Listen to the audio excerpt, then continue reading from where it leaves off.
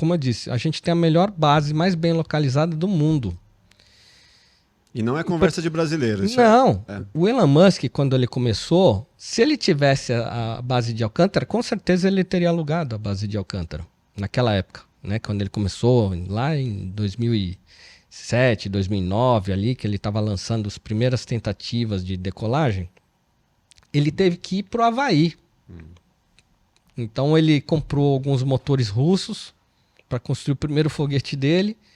E ele não tinha apoio da NASA, não tinha base espacial construída, nada, e tinha todo um lobby das empresas espaciais naquela época, que ele falou assim, se eu tentar daqui não vai dar certo, eu preciso correr atrás de um outro lugar. E ele montou uma base lá no Havaí, pra você ter uma ideia. Ninguém acreditava que podia existir um programa espacial privado, né? Naquela época, olha só, a gente está falando há 10 anos atrás, de 10 anos para cá mudou muito a atividade espacial. Sim.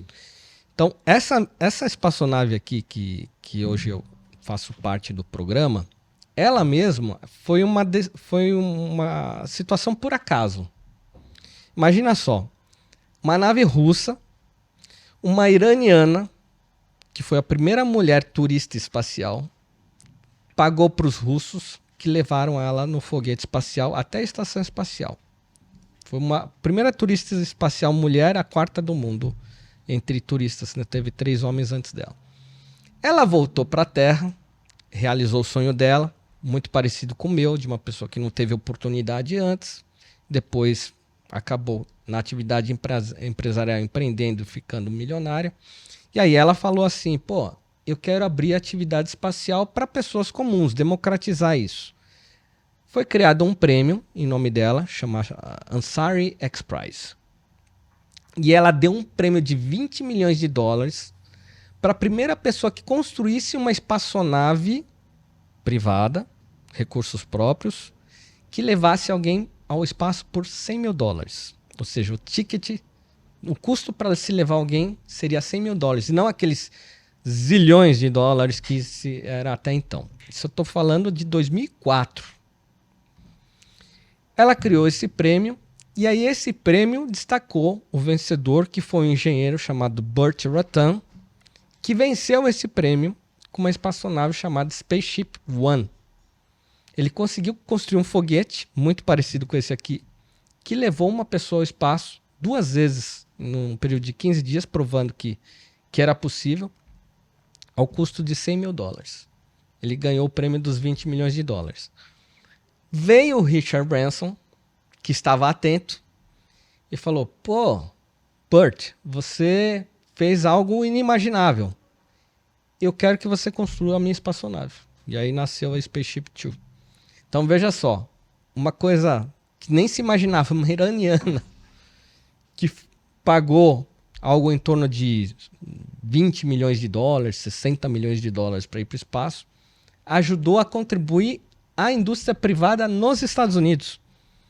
Então ela, com o prêmio que ela colocou ali, várias pequenas empresas começaram a se mover e a se entender e sair daquele lobby grande de Lockheed, Martin, Boeing e tudo mais, que eram empresas que dominavam essa atividade, essa tecnologia. Elas não estavam no escopo para participar. Pequenas empresas construíram o que hoje vai me levar para o espaço. Mas teve alguma revolução assim revolução tecnológica para as empresas privadas poderem entrar, ou era só uma questão de ninguém queria investir antes? Não, uma disputa de ego. Imagina só. Os 3 maiores empresários. Vamos pegar o caso do próprio Elon Musk. Uhum. Ele criou uma ferramenta, né, de compras que, olha só, se a gente parar para pensar hoje, é a coisa mais óbvia que existe. A ferramenta que ele criou, que foi depois vendida para o eBay, era o quê? Uma ferramenta que você escreve teu e-mail e você transfere recursos. Sim, você PayPal. cadastra o teu cartão de crédito uma vez e o e-mail é o teu login e com o e-mail você tem lá o PayPal, né? Que é a ferramenta dele de compra. Parece ser uma coisa meio óbvia, uma coisa tão simples dessa. Bom, na época que ele criou isso, nos primórdios dos anos 2000, era uma coisa revolucionária. Permitiu a evolução do comércio online, né? Exatamente, permitiu. Que tava a internet, eu pelo menos comecei a usar a internet em 96. Isso foi bem beirando os anos 2000, era o primórdio, era o Oceano Azul. Quem criava coisas boas se deu muito bem. O Elon Musk se deu bem, vendeu a ferramenta dele por 100 milhões de dólares. Com 100 milhões de dólares, na atividade espacial, com empresas como a Boeing, por exemplo, não é nada. Mas ele decidiu empreender. Por quê? Porque tinha pouca gente decidindo empreender naquela época, na atividade espacial. Então ele tinha um dinheiro que era suficiente para você construir uma esfirraria na atividade espacial. E, obviamente, você recebeu uma oposição de gente muito grande.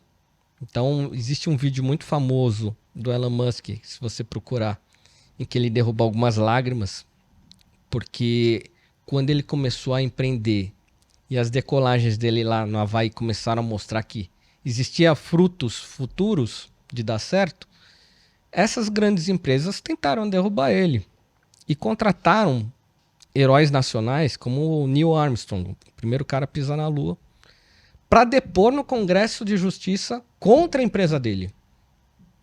E de repente ele se deu conta, ele falou, cara, as pessoas que são meus heróis, que são os caras que me inspiraram, estão tentando me destruir. Qualquer empresário, e aí eu digo 98% da população terrestre, desistiria numa situação como a dele. E ele faz parte daqueles 2% que são as pessoas que fazem a diferença, que são persistentes. E são as pessoas que dão certo.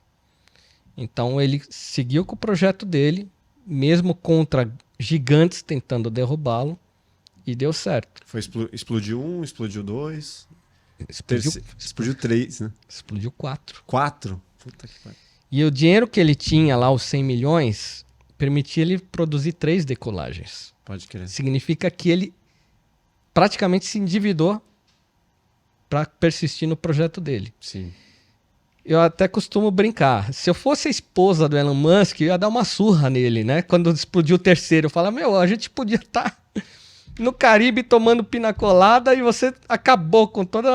E hoje o maior cliente da SpaceX é a NASA. É a NASA, eles conquistam coisa, né? os melhores contratos e ele foi por muitos anos e está até hoje lá beirando entre os caras mais poderosos do mundo. É isso, galera. Se você gostou desse corte, com certeza você vai gostar do episódio completo. Vai na descrição, pegue o link, acesse lá, se inscreva, deixe o seu like e ative as notificações. Um grande beijo, valeu!